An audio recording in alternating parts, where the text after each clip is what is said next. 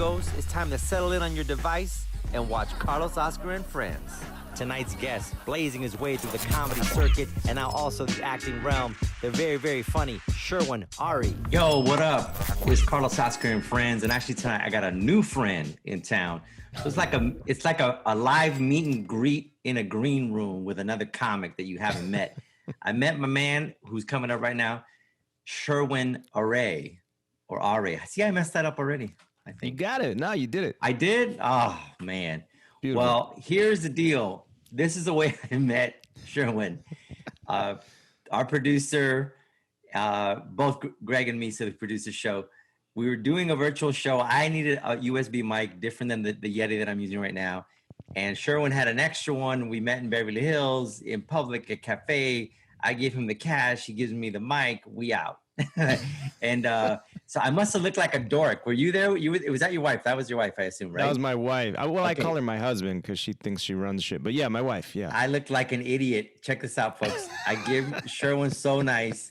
I go in and crack some change. When I came out, I gave him the money he gives me, and I had to buy like a cookie. The cookie falls out of my freaking thing and my glasses fall out. Like, I'm sure your wife said, "Who's this idiot that you're doing business with?"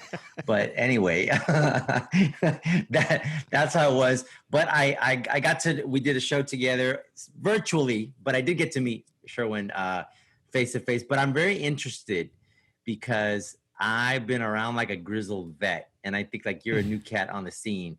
So I'm always intrigued by how you got your start in stand-up, because the game has changed so much since I've been in that I'd rather really talk about you than what I did. So how did it all come about for you to get into stand-up? Yeah, well, I started on the East Coast. My very first show was at Caroline's on Broadway. So comedy for me started in New York City. But as far as how I got into it, growing up, I was always the guy that was impersonating my uncles and my cousins and my teachers and my friends. So finally, my friends were like, dude, why don't you just try stand-up? And I was like, are you crazy? Like on a stage in front of people? No. They kept pushing me. And finally, I tried it. And I did 2 minutes at Caroline's, and I peed on myself. But I fell in love with it. So, what? And I never stopped. 2 minutes. It's funny because when we start out, 2 minutes seems like an eternity. And now that you've been into it, 2 minutes is hello. Yeah. So it's really, really crazy how that goes about. So see, this is such a meet and greet. And it says, I did not know at all that Sherwin started in the city of New York. I'm from New York originally. So, but I did not start my stand-up in New York. I started in LA. No, I got out of the Air Force, and when I got out of the Air Force, I moved to LA. So that's nice. How my deal went. So I know that the great thing about New York is that there are so many rooms, and it just seems a little dog. I know that it's the comics, in my opinion, are very territorial of the rooms. Like, wow, if you're new on the scene, it didn't seem like there was as much camaraderie as I thought there would be in New York as there was in LA. That's just my opinion, but it seems like it's interesting. It's interesting you say that, because I found that it was much easier to get stage time in New York, because in LA, it's easier if you're a name. I remember when I first moved, I started comedy 11 years ago. And when I first moved out to LA, I remember going to some of these clubs and I'm like, hey, can I get some time? And they're like, yeah, Kevin Hart was just on stage. Who are you? I'm sorry, I haven't seen you on anything. And I'm like, I think, you know what? You're so right about that, because LA is it's a showcase town. For those who are viewers that are just watching this, showcase towns means that LA probably hasn't changed as much as I thought from when I started, where it's managers, agents, whatnot, looking for the next big thing. So it's not really about cultivating your craft as much as it is about, getting that opportunity in front of the gatekeepers.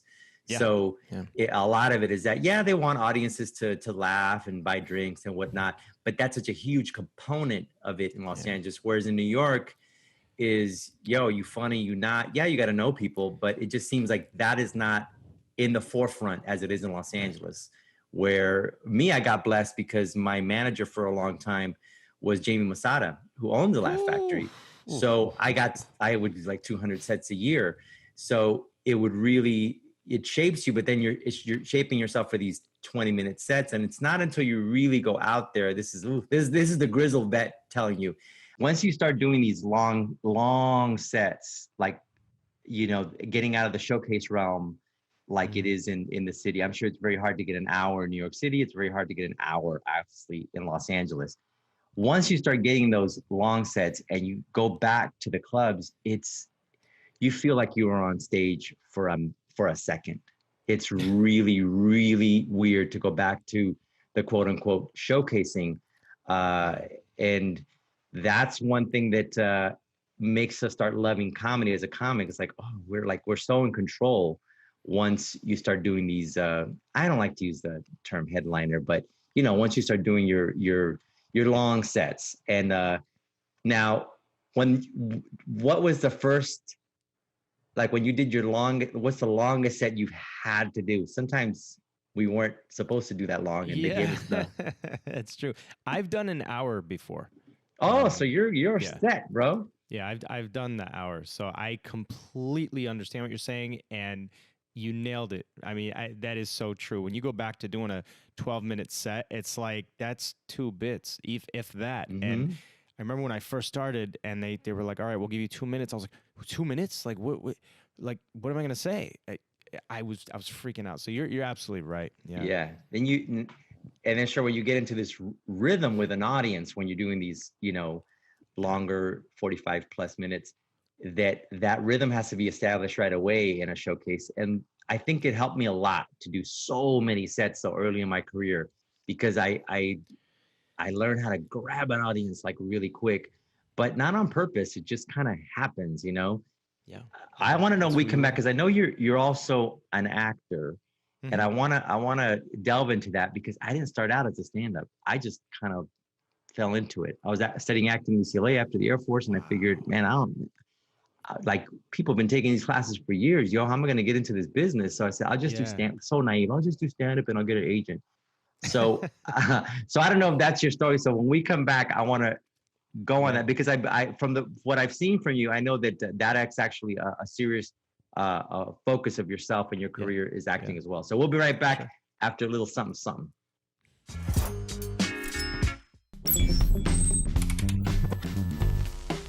In English, what's the standard curse is like fuck you, right? That's the standard default curse is fuck you. We don't have fuck you in my language. We gotta curse out your whole ancestry. Your mother's first grade teacher.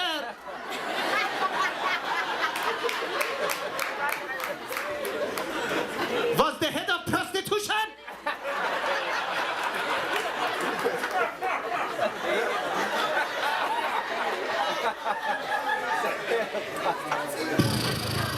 I prefer fuck you. I mean, it's, it's quick, it's to the point. It's to the point, Our shit has to last, you know what I mean? When we first came to America, my father thought he could just translate all the Iranian curses into English, and that this would somehow work. So we on the freeway, and this guy cuts us off. He's like, fuck you. Here comes my father. Dick after masturbation.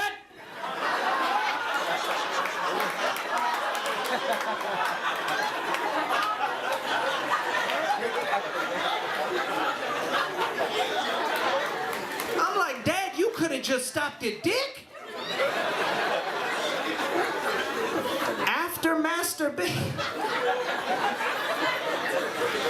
But then I started thinking, I'm like, have you ever seen a dick after masturbation?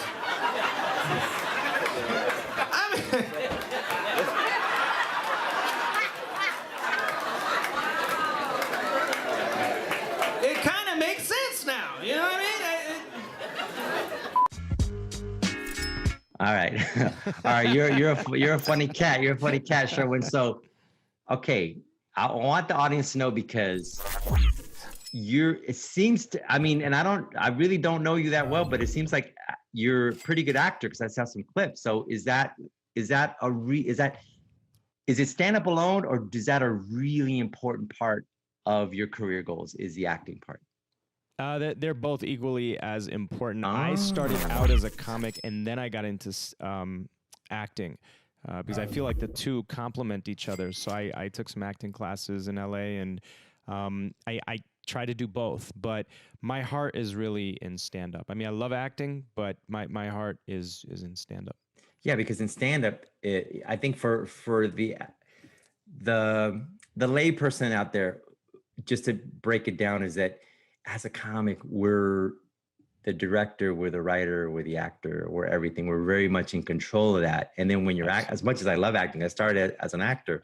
There are these, confines that you're in, and sometimes it's really weird waiting around on a set for, hours and hours and hours and hours and hours to do a line that is going to take, 10, 12, 20, 30 seconds. And then if you get a lead role, well, that's a whole different animal in and of itself. But at that point, it's a whole different position. But as a character actor, it's a grind. It's a grind to be a character actor. It really is. You are absolutely right. And the thing I'll say is not that acting is any easier than stand-up, but the main difference when you're on set or you're acting, if you mess up, it's cut. All right, shoot it again. This time, let's do it a little bit more dramatic, a little more intense.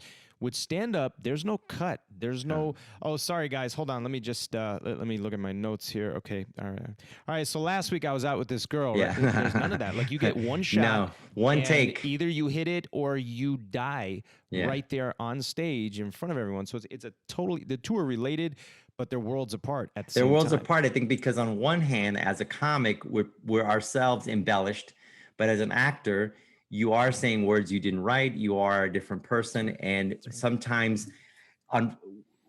you're sort of a third person, and that's why I think sometimes as a comics that are really good. That's why directors love comics, because there seems to be, if you get into the role, if it's close to you or it's something, it's an emotion you really can hit.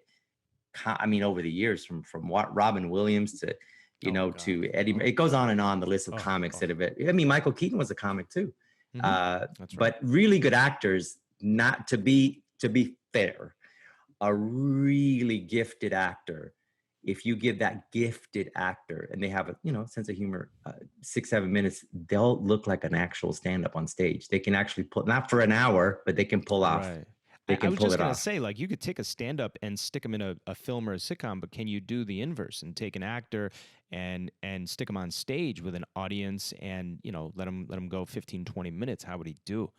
I think that someone who has this innate likability, and I would think someone like Tom Hanks, even though that's ironically, he did play a movie where he's a comic. He has this likability and he has a good sense of humor. Someone like that, probably they have that certain take. But going into this business, I happen to know now. Let the audience. If I just met you today, what's your background? Because I saw your stand-up, so I know. But what's the folks, if they just see you? Because when people just see my face, they don't know what I am. They're like, "Are you Armenian? Are you Greek?" They have no idea that I'm Puerto Rican. Well, yeah, I am. I'm Iranian. I was born in Iran, and I came to America as a kid, and I learned the language, the English, and the culture, and and attended. It's funny. I attended public schools, and then I was learning Iranian Farsi at home. Which is a lot of what I discuss. I love talking about ethnicities and differences and different cultures.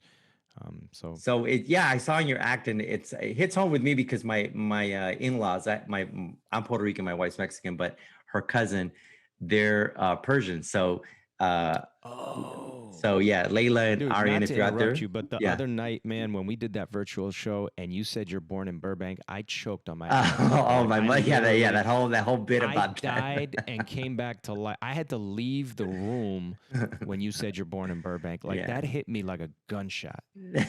Oh my God. It's funny to talk about. It's great to bring. I'll tell you this though, as someone who's been, trust me, I'm going to use a nice word, a subtle word about how much older I am. I'm much more mature than you are. And I've been in this game a long time. And it's really, really so awesome to see that the opportunities in entertainment have blossomed. Because when I was coming up, it was really, like I told you, I was like, I didn't look Latino enough, or there wasn't any. It just seems like I know it's not where it should be, but thank God it's way better than it was. So I have to give you that you are as a vet, you're in a much better place where there's just a much more, just seems like a much more open attitude towards taking chances on people that don't look exactly like, the 1950s. So I want to ask you a question about that, because you raised a very interesting point. Years ago, from what I remember of stand-up, if you had a great set, chances are that there might have been a scout or someone in the audience that would approach you after that set, possibly offer you a sitcom or something like that.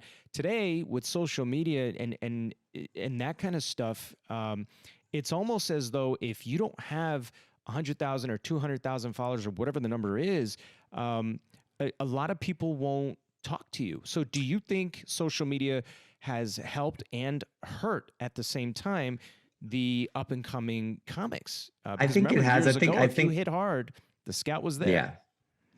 Just to put it into really, and I don't want to break away right now. I know we have time structure, but I really want to get this point out. When I was coming up, your life could change overnight. You could do a set at the store, at the Laugh Factory, and have a Rick Messina sign and want to do a deal with you. ABC is there, and really your life can change, and you get a holding deal or a talent deal overnight. Okay, these things, and we're talking big money. We're talking $500,000 that you're signing. You're talking networks that are fighting to sign you. Those things were very, very prevalent and very, very, I mean, that was just how the formula was. Then it obviously changed, and it is where we are today, where it kind of went, I'll do this kind of chronologically. It kind of went from, I got to see this person live. Hey, do you have a VHS? Hey, do you have a DVD? Hey, can you send me a file? Hey, how many followers do you have? Okay, so what happens is that the magic is in the moment when obviously eventually you got to kill it on a medium, because not everyone's going to see you live. So obviously I understand why they need to see you kill it on a certain medium, whether it be social media, screen, whatever. I get it. But there's something that clicks once you see someone live. And I'll circle back to this. There are a lot of people that have incredible followings. And, just because they have, followers, doesn't mean they have, they get laughs. I've seen it in front of my own eyes. I've seen people that have a tremendous following, and they'll go on stage, and it's just not there. That's not their thing. Their medium are those short clips, those funny, and some people are brilliant at it. Brilliant. So I think in the regard to the actual long form stand-up, it's sort of hurt that. As far as someone getting an upstart and getting an opportunity, and maybe they have this, like, they're just likable and they're a good actor, it's a tremendous because it's not that it's an even playing field, but you can't, because how does someone pop on social media? If everybody could, they would. There's no formula. It just kind of happens. That is so true. And for us as comedians, like, the ultimate goal, obviously, one day is to, and I'm just going to say, possibly get a Netflix special, right? Do an hour Netflix special. That is the milestone we're all striving for one day as comics. And if you're Netflix, you're looking at these comics, and you have a comic who has 500,000 followers for whatever reason, and you have one that has 5,000 followers. That if you put on the one that has 500,000 followers, a percentage of those followers are going to tune in, and that impacts your decision. And this is the part that frustrates me, is I wish it was based on talent and your comedic ability, as opposed to, well, you've got 30,000, this guy's got 300,000. The whole follower thing, it drives me nuts. Yeah, I think I told somebody, I think you just rang a bell. There's a prominent person, and they asked me about it, and they book, and they taper how a person's career can go. And they asked me, because I was fortunate, they disrespected my opinion. I said, well, I just think that followers doesn't equal funny. And there you go. I'm just going to leave it at that, because there's nothing else I can say, because I've seen it in front of my eyes. And people are gonna say, "Oh, it's sour grapes." No, it's not, yo. It's not sour grapes. All mad love to everybody who gets any break in this business. Who gets any break in this business? Mad love, because I have no hate for that at all, at all. I mean, it is what it is. I mean, look, I love hip hop, and I was just telling Greg, when I hear the words, I'm like, yo, man, those words are meaningless, but the beat is so good. Yet there probably is some great songwriter who is not going to get that opportunity because they don't have them fat beats, and it is what it is, you know. So it's now when I come back, I'm going to break away to another one of those classic clips, but I want to know how you because you come from a traditional family. If from the Persians in my family, that's a traditional family, and for you to say you're going into show business, that's a story. So when we come back, I want you to tell me that.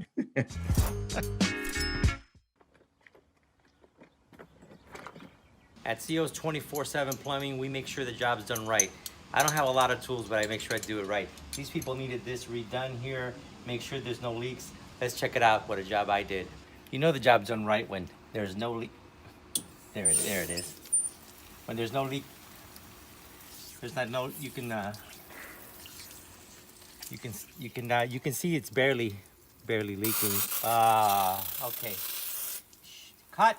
So these people also have an issue with the filter. I've never done one, but why not? I think I can do it. As you can see, we got to take this stuff off. That's what's been making the whole problem. You see that? All that gunk in there. And now we simply turn it on. You can hear it working.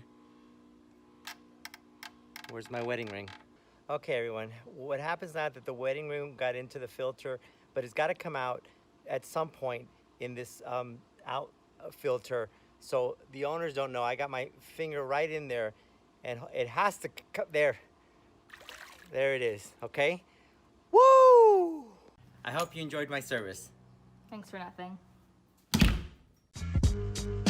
Alrighty, folks. Listen, show us love too. You can give us love too for the comedy content that we create on Venmo or Cash App. For me or Sherwin's, go to his too. It doesn't matter. Just support comics. Anyway, all right. Sherwin, okay, I come from a very traditional family. When I told them I was going into showbiz, they just didn't understand it. And I think it's even more so, especially coming from another country into this country, seeing the opportunities and saying, no, I'm going to go into show business. I mean, you sound like an extremely bright guy. So I want to know how that went.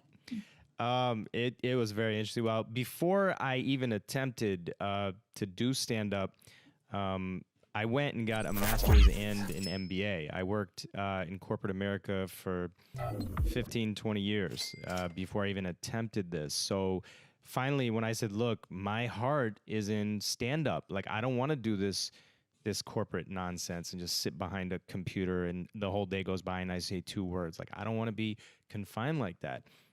My parents were actually very supportive. They're like, if that makes you happy and that's what you want to do, we fully support it. And that is so against the grain in our culture, because if you're not a doctor or an engineer, you're like beheaded. If you don't stick to I just knew, and I just knew that you had higher education. I knew that I knew. As soon as I talked to you, I go, this cat is this has got to be an interesting story. But it's good that, I mean, that is really awesome to have that support. Now, obviously, you've never talked to them since that day, but that's neither here nor there.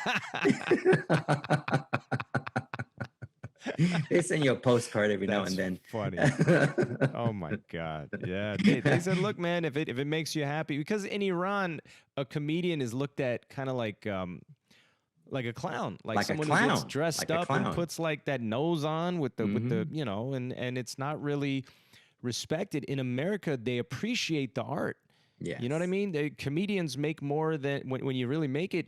They make more than emergency room doctors. You know, people that save lives, and it's just America really just appreciates the art form of it. It does, you know, and I think a little bit of that is speaking from my point of view is in Latin America and Spanish culture is that the comics, not of today, but from decades on, were the you know, their style was always a character, like a clown. Right. It wasn't really personable. It wasn't really just themselves with an embellishment of their own personality. It was really like, you're this character, you're this character, you're this character, you're this character.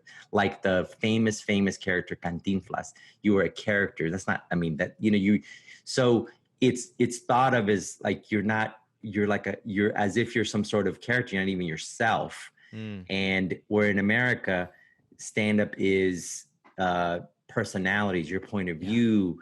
And so it does have like any artist, it does have a lot. But now I say that again, because now in Latin America, Mexico, Puerto Rico, the comics now are not just one note. They're it is their personality. They've adopted the quote unquote American vibe of stand-up. You know, British comics are hilarious.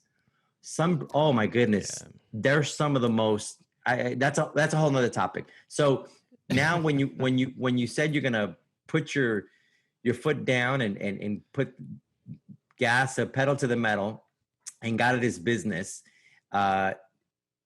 did you foresee how there's so many? I mean, it just seems like it's kismet. Everything has to come together in order to get these opportunities, even though you could be great. Hustle and timing seems to be a big part of it. You are a very smart man. I had no idea. All I thought was, if you keep doing it, the funnier you get, the further you'll go. And I soon came to realize that in the beginning, when you're kind of funny, you'll get these bookings, and then as you start to get a little funnier, you start to get less bookings because people don't want you on the same show as them. And I'm like, what the hell's going on?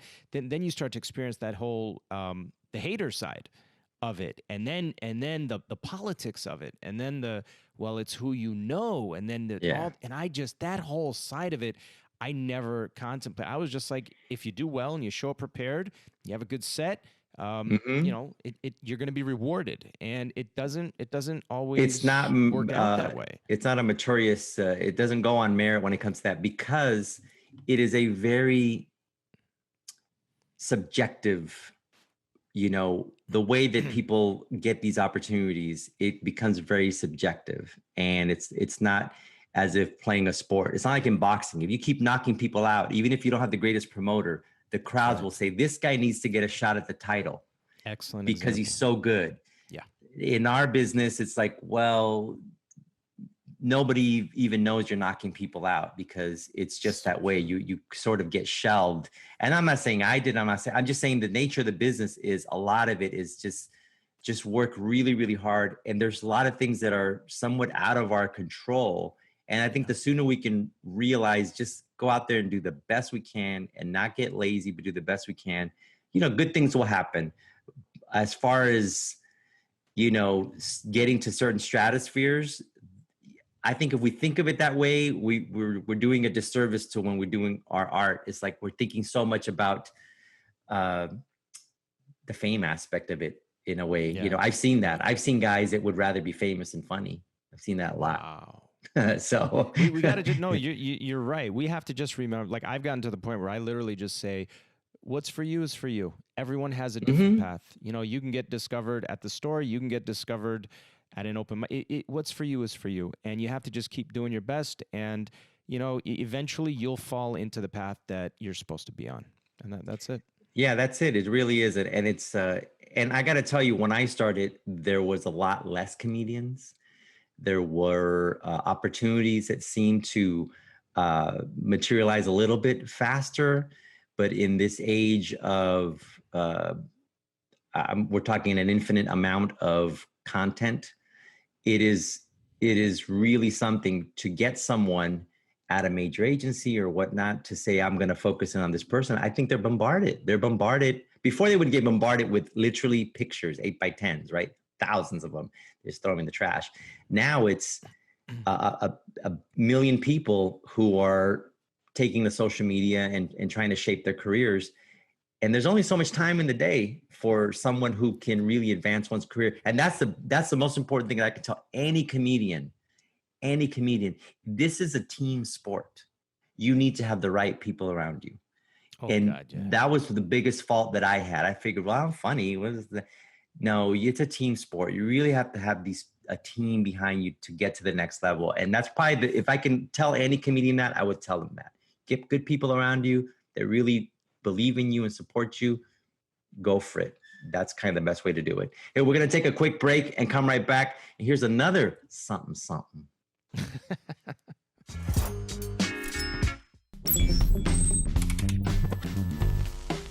You know what it is? We love attention. We love attention. That's what it is. If you ever break into an Iranian house, all you gotta do is compliment something in the house. As soon as he catches you, hey, what you doing in my house? Oh man, I'm sorry. I just wanted to see this beautiful Persian rug. You know, this rug is a funny story.